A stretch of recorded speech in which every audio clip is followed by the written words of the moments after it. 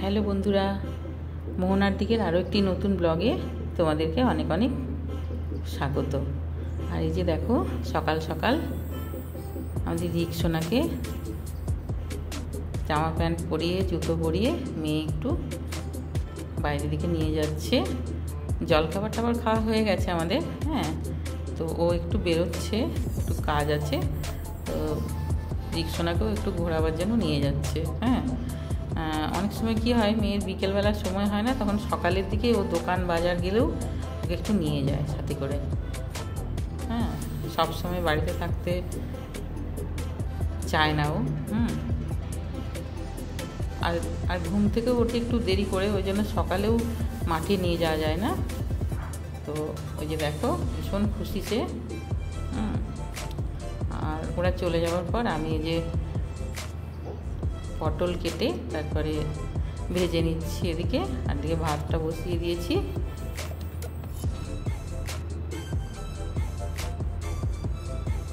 তারপরে আলু ভাতে দিয়েছিলাম, আলুটাও তুলে নিয়েছি ভাত থেকে। আর এদিকে উচ্ছেটা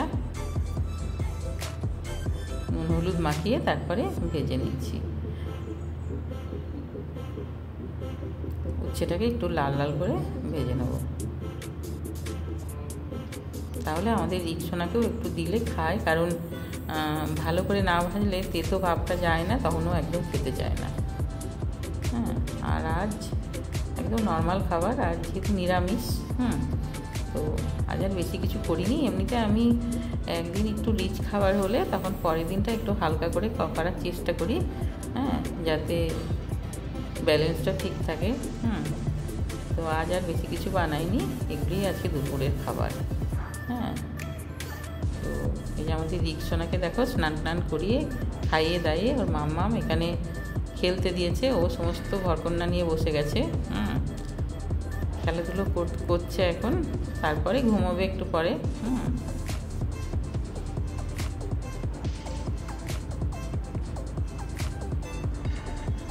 আর বিকেলই আজকে আমি তরকাটা বানিয়ে নিচ্ছি, হ্যাঁ। তার জন্য এই যে কড়াইয়ে তেল গরম করে তার মধ্যে পেঁয়াজ কুচি আর শুকনো লঙ্কা ফোড়ন দিয়ে দিয়েছিলাম, আর তার মধ্যে দিয়েছি আদা রসুনের পেস্ট, জিরের গুঁড়ো, ধনের গুঁড়ো আর লঙ্কার গুঁড়ো দিয়ে ভালো করে মশলাটাকে কষিয়ে নিচ্ছি। আর তরকার ডালটা আমি সেদ্ধ করে রেখেছি আর কি। তো দেখো জল দিয়ে একটু কষিয়ে নিচ্ছি, তা না হলে জিরে ধনে যে গুঁড়োগুলো সেগুলো পুড়ে যেতে পারে, তারপর এর মধ্যে দিয়ে দিয়েছি টমেটো কুচি, আর টমেটোটাকেও মশলার সাথে ভালো করে মিশিয়ে নিতে হবে। আর টমেটোর কাঁচা গন্ধটা যাওয়া অবধি এটাকেও একটু ভাজা ভাজা করে নিতে হবে। আর জল দিয়ে এরকমভাবে কষালে কি হয়, মশলাটা পুড়ে যাওয়ার অতটা ভয় থাকে না, তা নাহলে মশলা পুড়ে গেলে টেস্টটা ভীষণই খারাপ হয়ে যায় যে কোনো তরকারি, হ্যাঁ। তো তারপরে এই যে দেখো, যে তরকার যে ডালটা আমি সেদ্ধ করে রেখেছিলাম সেটা এখন দিয়ে দিলাম। আর এই তরকার ডালটা আমি ওই 3 ঘন্টা মতো ভিজিয়ে রেখেছিলাম, তারপর প্রেসারে 3টে সিটি দিয়েছি। 2টো সিটি দিলেও হয়ে যেত, তো আমি একটু নরমটাই বেশি পছন্দ করি, খুব বেশি শক্ত থাকলে আমার ওটা ভালো লাগে না, হ্যাঁ। তো তারপর দিয়ে দিলাম বড় চামচের 1/2 চামচ চিনি। এটা কিন্তু একটু মিষ্টি মিষ্টি হলেই বেশি টেস্টফুল হয়, হ্যাঁ। আর ঝাল তো হবেই, তার সঙ্গে একটু মিষ্টি মিষ্টি হলে টেস্ট হয়। আর তারপর দিয়ে দিলাম জল। এটাতে খুব বেশি জল দিতে লাগবে না, হ্যাঁ, কারণ মশলাটাও কষানো হয়ে গেছে আর তরকার ডালটাও সেদ্ধ, সেই জন্য। তারপর দিয়ে দিলাম ভাজা মশলার গুঁড়ো,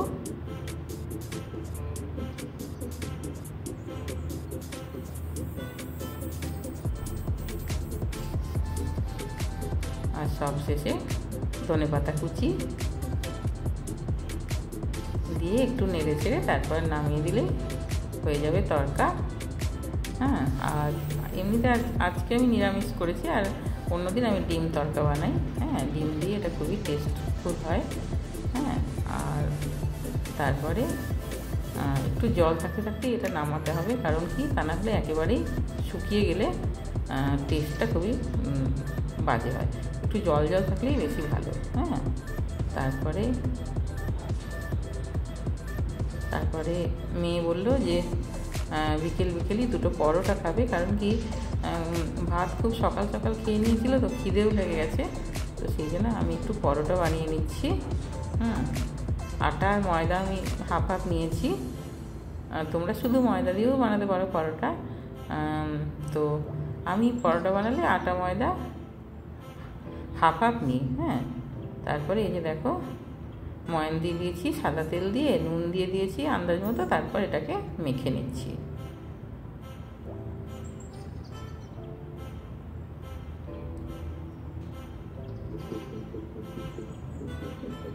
আর আটা ময়দা যেটা মেখেছি ওটা এখন তুলে রেখে দেবো, রাত্রিবেলা বাকিটা বানাবো। এখন ওই দুটো চারটে বানাবো। এখন ওই বিকেলে খাওয়ার জন্য।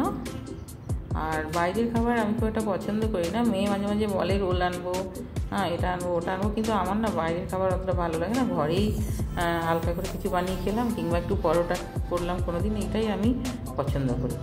তো মেয়েও ওই জন্য খেয়ে নিয়ে তারপরে একটু বেরোবে। হ্যাঁ, তারপরে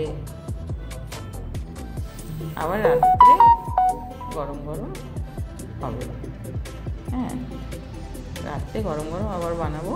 তো আর আমি এই যে ভাজ দিয়ে যেভাবে পরোটাটা বানাচ্ছি না, এইভাবে পরোটাটা বানিয়ে নিলে, ওই লাচ্ছা পরোটার মতো ভাজ দিয়ে বানিয়ে নিলে কী হয়, এরকম গোল পরোটাও কিন্তু ঠান্ডা হওয়ার পরও শক্ত হয়ে যায় না। হ্যাঁ, আর গরমে তো এটা ভীষণই মুচমুচে থাকে। তো এইভাবে বানিয়ে নিলে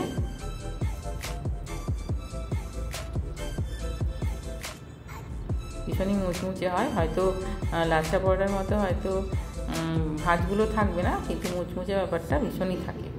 হ্যাঁ, তো আমি এইভাবে দুটো চারটে পরোটা বানিয়ে নিয়েছি। এখন বেশি লাগবে না, দুটো হলেই হয়ে যাবে। আবার রাত্রিবেলা গরম গরম বানাবো।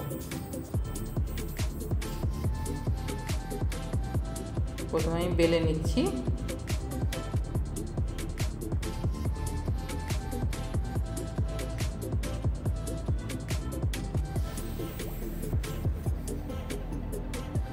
আর তারপর এদিকে এই যে তাওয়া গরম করতে দিয়েছিলাম, তারপরে এক একটা করে ভেজে নেব।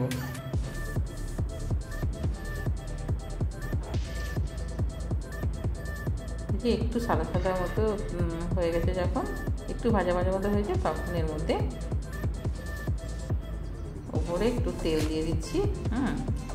দিয়ে ভালো করে ছড়িয়ে দিচ্ছি চারদিকে। এতে কি হয়, পরোটাটা বেশ ফোলেও আর ভীষণই মুচমুচে হয়। আর ঠান্ডা হলেও কিন্তু এই পরোটাগুলি শক্ত হয়ে যায় না। দেখো দেখতেও যেরকম সুন্দর হয়েছে পরোটাটা।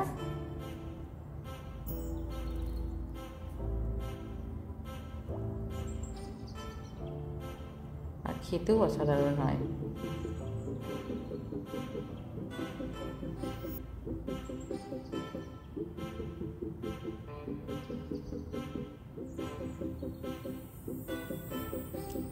আর এইভাবে আমি পরোটাগুলি ভেজে নিচ্ছি।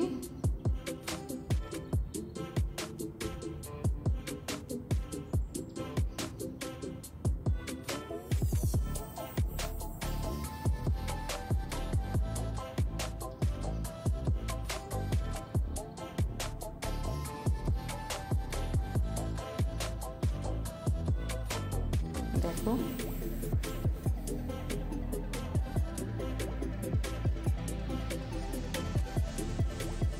একটু লালচে করে ভেজে নিচ্ছি পরোটাগুলি। হ্যাঁ, আর বিকেলে এখন আর বাইরের থেকে কোনো খাবার নিয়ে এসে খাওয়া, ওটা আমার একদম ভালো লাগে না। মেয়েকেও আমি বারণ করি যে বাইরের খাবার একদম খাবে না। হ্যাঁ, বাড়িতে গরম গরম ও মাঝে মাঝে নিজেও বানিয়ে নেয়, আর আজকে আমি বানাচ্ছি। আর এই যে দেখো তার সঙ্গে তড়কা আর বোঁদে আর একটা গোলাপজাম দিয়েছি। তো বোঁদেটাও আমি বাড়িতেই বানিয়েছি। হ্যাঁ, আর মিষ্টিটাও আমি বানিয়েছি, মানে এগুলো আমরা বাড়িতেই সমস্ত বানাই, তো ভালোই লাগে।